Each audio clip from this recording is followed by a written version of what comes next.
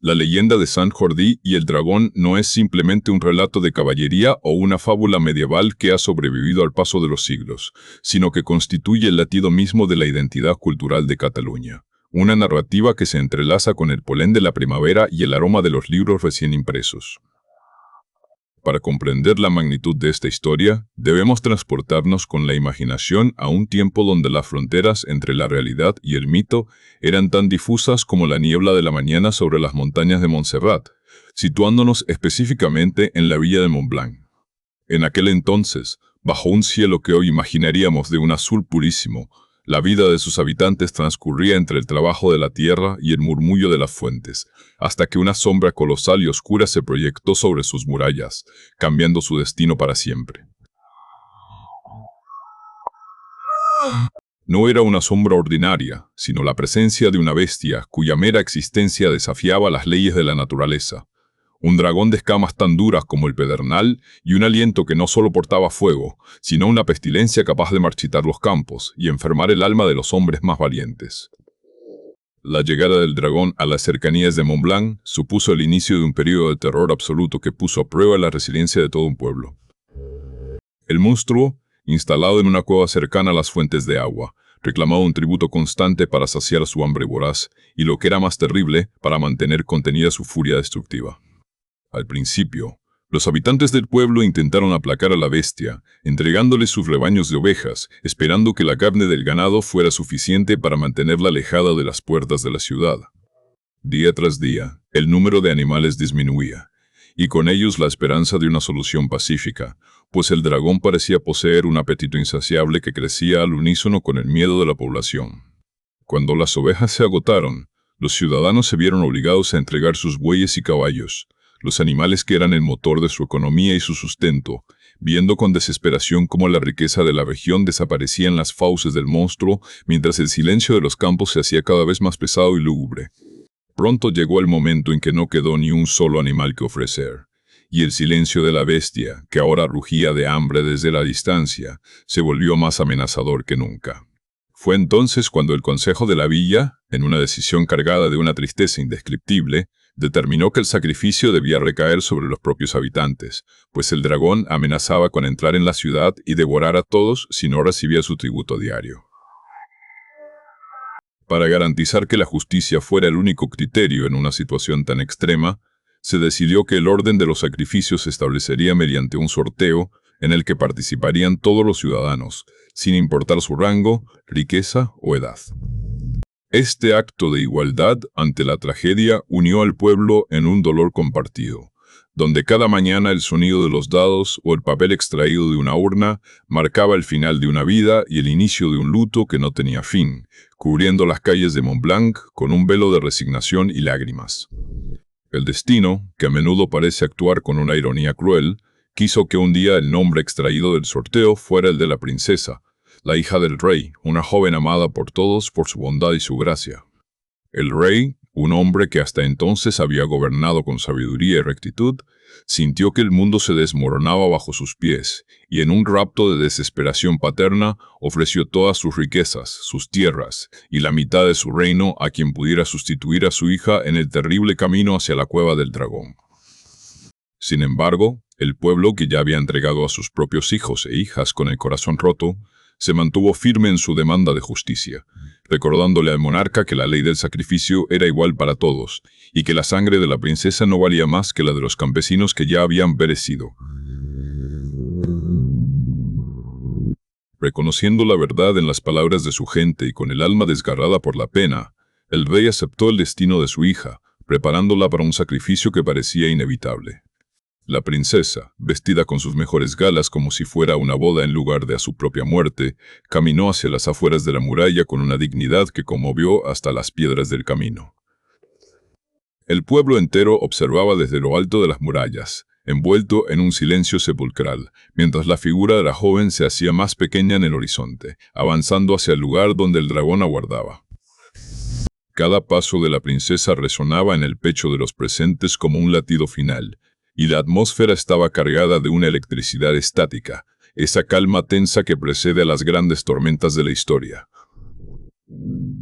Fue en ese preciso instante de máxima desesperación, Cuando la bestia asomaba ya su cabeza cornuda entre las rocas y el aire se llenaba de azufre, cuando apareció en el horizonte la figura de un caballero montado sobre un corcel blanco, cuya armadura brillaba con el reflejo de un sol que parecía querer bendecir su llegada.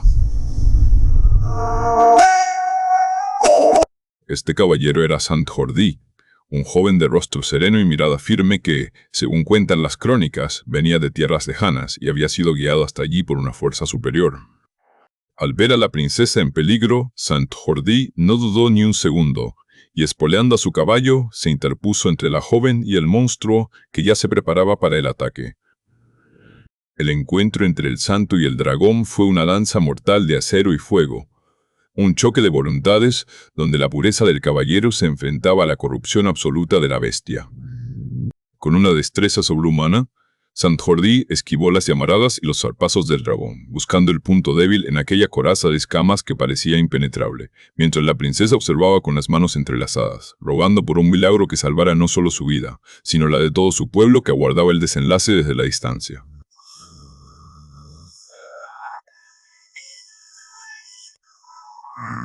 En un movimiento rápido y certero, Sant Jordi aprovechó un descuido de la bestia para clavar su lanza de plata en el pecho del dragón, justo donde el corazón latía con una maldad milenaria. Un rugido ensordecedor, que se escuchó a leguas a la redonda, marcó el final del reinado de terror de la criatura, que cayó pesadamente sobre la tierra, haciendo temblar el suelo de Mont Blanc. Pero el milagro no terminó con la muerte del monstruo, pues de la herida abierta en el costado del dragón brotó una sangre tan roja y vibrante que, al tocar el suelo, no se filtró en la tierra como un desperdicio, sino que se transformó instantáneamente en un rosal de flores rojas, las más hermosas y fragantes que jamás se hubieran visto en aquellas tierras. Sant Jordi, con un gesto de cortesía y devoción que definiría para siempre el espíritu de esta festividad, cortó la rosa más bella de aquel arbusto milagroso y se la entregó a la princesa como símbolo de victoria y respeto. La noticia de la derrota del dragón corrió como la pólvora, y los habitantes de Mont Blanc salieron de sus murallas para abrazar a su princesa y rendir homenaje al caballero que los había liberado de la extinción. El rey, desbordante de gratitud, ofreció a Sant Jordi todo tipo de honores y riquezas, pero el caballero, fiel a su espíritu de servicio y humildad, declinó cualquier recompensa material, pidiendo únicamente que el pueblo viviera en paz y mantuviera la fe en los valores de la justicia y la valentía. Se dice que Sant Jordi desapareció tan misteriosamente como había llegado, dejando tras de sí una leyenda que con el tiempo se convertiría en la piedra angular de una de las tradiciones más bellas y significativas de todo el Mediterráneo, transformando el 23 de abril en una fecha donde el amor y la cultura se dan la mano de una manera única. A lo largo de los siglos, esta historia se ha ido refinando y enriqueciendo, convirtiendo a Sant Jordi en el patrón de Cataluña y a su gesta en una celebración que trasciende lo religioso para convertirse en un fenómeno social de masas. La tradición de regalar una rosa roja, evocando aquella que brotó de la sangre del dragón, se consolidó como una expresión de afecto entre amantes, amigos y familiares, tiñendo las ciudades y pueblos de un color carmesí que simboliza la pasión y la vida recuperada. Sin embargo, la festividad de Sant Jordi alcanzó una nueva dimensión de profundidad en el siglo XX, cuando se vinculó la entrega de la rosa con la del libro, coincidiendo con la conmemoración del fallecimiento de figuras literarias universales como Miguel de Cervantes y William Shakespeare. Esta unión convirtió al 23 de abril en el Día del Libro y la Rosa, una jornada donde Cataluña se transforma en una inmensa librería al aire libre y las calles se llenan de un bullicio alegre y cultural.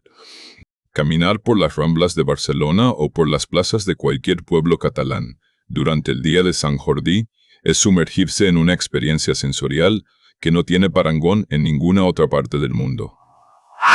El olor de las rosas frescas se mezcla con el aroma del papel y la tinta, mientras miles de personas pasean curioseando entre las paradas de libros en busca de esa obra que les transporte a otros mundos o de esa rosa perfecta para la persona amada. Es un día en el que la literatura se democratiza y sale al encuentro de la gente, donde los autores firman sus ejemplares bajo toldos decorados con las franjas rojas y amarillas de la señera, y donde el acto de regalar un libro se convierte en un reconocimiento del valor del pensamiento, la imaginación y el conocimiento como herramientas fundamentales para la libertad.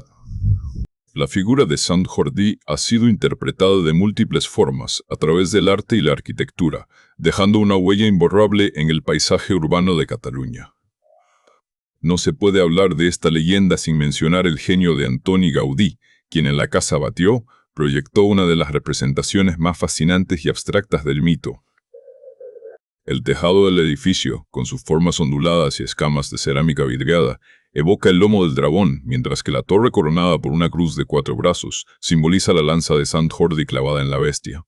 Los balcones, con su aspecto de calaveras o máscaras, son interpretados por muchos como los restos de las víctimas del dragón, convirtiendo la fachada del edificio en un libro abierto que narra la leyenda a través de la piedra y el color, integrando el mito en la modernidad arquitectónica de una manera magistral.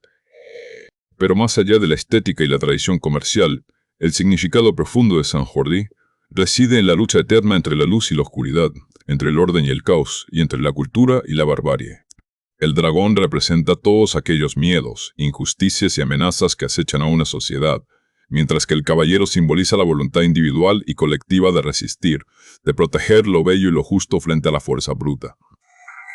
En el contexto de la historia catalana, esta simbología ha cobrado a menudo tintes de resistencia cultural y lingüística, viendo en la figura de Sant Jordi un protector de la identidad de un pueblo que, a pesar de las adversidades y los intentos de asimilación,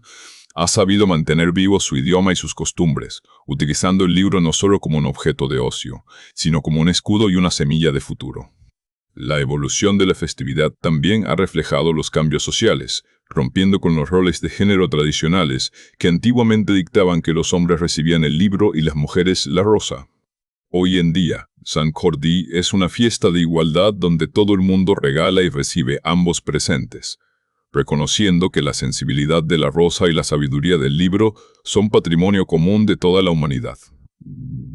Es una jornada de civismo ejemplar, donde no hay protestas ni conflictos, sino un deseo compartido de disfrutar de la primavera y de la compañía de los demás, convirtiendo el espacio público en un escenario de convivencia pacífica y celebración de la vida en todas sus formas. La leyenda de Mont Blanc, por tanto, no es un final sino un principio constante. Cada año, cuando el invierno empieza a batirse en retirada, y los primeros rayos cálidos del sol anuncian la llegada de abril, el espíritu de Sant Jordi se despierta en el corazón de los catalanes. Se preparan las paradas, se seleccionan las mejores flores y las editoriales lanzan sus novedades más esperadas, sabiendo que ese día el mundo entero mirará hacia este rincón del Mediterráneo con admiración. La rosa de Sant Jordi no es una flor cualquiera. Lleva consigo el peso de una historia de coraje, el simbolismo de una sangre que se volvió vida y la delicadeza de un sentimiento que se renueva con cada primavera. El libro, por su parte, es el legado de la inteligencia, la herramienta que nos permite vencer a nuestros propios dragones internos a través del entendimiento y la empatía. Resulta fascinante observar cómo una leyenda surgida en la oscuridad de la Edad Media ha logrado adaptarse a la era digital y globalizada sin perder un ápice de su fuerza. En un mundo dominado por las pantallas y la inmediatez, el día de Sant Jordi nos obliga a detenernos, a tocar el papel, a oler la naturaleza y a mirarnos a los ojos mientras intercambiamos regalos cargados de significado. Es una tregua en el ritmo frenético de la vida moderna, un recordatorio de que somos seres que necesitan historias para comprenderse a sí mismos y belleza para alimentar el espíritu. La vigencia del mito de Sant Jordi radica en su capacidad para hablarnos de lo esencial, la importancia de defender aquello que amamos y la convicción de que, incluso ante los monstruos más temibles, siempre habrá un caballero, una princesa o un simple ciudadano dispuesto a plantar cara al destino con una lanza de cultura y un escudo de esperanza. Al caer el sol, el 23 de abril, cuando las paradas empiezan a recogerse y las calles quedan alfombradas de pétalos rojos y hojas de papel, queda en el aire una sensación de plenitud. Las bibliotecas personales han crecido, los jarrones de las casas rebosan de flores y las conversaciones de la cena giran en torno a los relatos descubiertos o las dedicatorias recibidas. Es el momento en que la leyenda vuelve a su letargo, esperando un nuevo ciclo, mientras en Mont Blanc las piedras de la muralla parecen susurrar la historia una vez más al viento de la noche. Sant Jordi ya no es solo un santo o un guerrero, Es un estado de ánimo, un compromiso con la civilización y una prueba irrefutable de que la fantasía es necesaria para sobrevivir a la realidad. Por todo ello, la historia de San Jordi y el dragón seguirá contándose de generación en generación, adaptándose a nuevos lenguajes, pero manteniendo siempre ese núcleo de magia que la hace universal. Es el relato de un pueblo que decidió que su mayor victoria no era la conquista de tierras, sino la conquista de los libros, que su mayor riqueza no era el oro del rey, sino la fragancia de un rosal nacido de la adversidad. En cada rosa que se entrega y en cada página que se lee, San Jordi vuelve a vencer al dragón, recordándonos que mientras existan el amor y la cultura, la luz siempre encontrará un camino para brillar a través de las sombras. Así, Cataluña se viste de leyenda cada primavera, ofreciendo al mundo una lección de cómo la mitología puede convertirse en el motor de una sociedad moderna, orgullosa de su pasado y abierta al futuro a través de la palabra escrita y la belleza efímera de una flor.